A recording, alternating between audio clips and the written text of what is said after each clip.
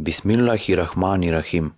Вие ја слушате книгата Светска криза и патот до мирот. Ова е збирка на говори и писма од Хазрети Мирза Масрор Ахмад, имам и поглавар на Ахмадија муслиманскиот джемаат, петтиот наследник на ветениот Месија. Писма до светските водачи. कोई बारिश वो बरसा मौला फिर मौसम सारे. Писмо до врховниот водач на Исламската република Иран. До врховниот водач на Исламската република Иран, Ајтолах Сеид Али Хусеини Камене, Техеран, Иран, 14. мај 2012 година. Почитуван Ајтолах, еселаму алейкум ве рахметулахи ве берекатуху. Семокниот Аллах ви овозможил да му служите на исламот во Иран и сега владата на Иран работи под вашиот надзор. Тоа бара колку што е можно да се бориме на светот, да му ги пренесеме вистинските исламски учења. Како муслимани, ние треба да се трудиме светот да го поучиме да живее во мир, љубов и слога. Особено муслиманските водачи итно треба да обратат внимание на тоа. Од таа причина мојата молба кон вас е да го свртите вниманието на својата влада кон нејзината одговорност да го втемели мирот во светот. Ако Иран биде нападнат, тој има право да се брани и да го спаси својот народ. Меѓутоа, тој не треба да поттикнува на напад и да презема прв чекор во било кој судир. Наместо тоа, треба да направи напор настрана да се остават религиските разлики и да настојува да се обедини во заедничките вредности. Сметам дека токму овој принцип бил прифатен во историјата на исламот. Јас ова писмо ви го пишувам од причина што сум верник, наследник и халифа на ветениот Месија и имам Мехди алейхи селам, чие доаѓање во ова доба го предскажал честниот пратеник Мухамед салаллаху алейхи веселем. Заедницата која тој ја основал позната е како Ахмадија муслиманска заедница.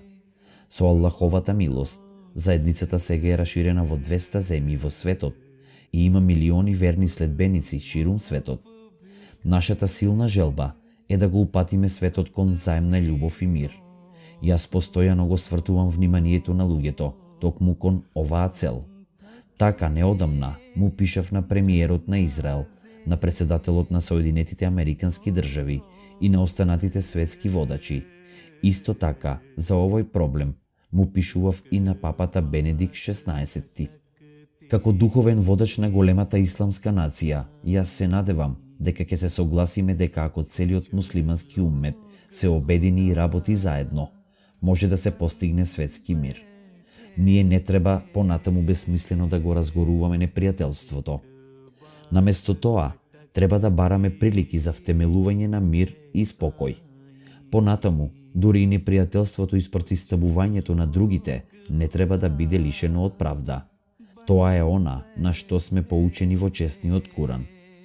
О, верници, бидете цврсти заради Аллах и сведочете во името на правдата и не дозволувајте непријателството на некој народ да ве наведе да не постапувате праведно.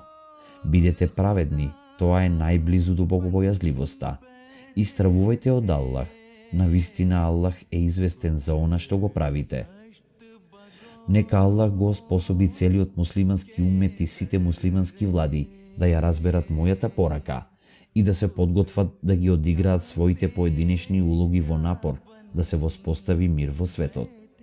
Мојата љубов кон човештвото е развиена од љубовта кон целиот муслимански уммет и поради тоа што сум член на умметот на оној кој бил милост за целото човештво. Тоа што ме наведува да ви напишам писмо е личен мотив.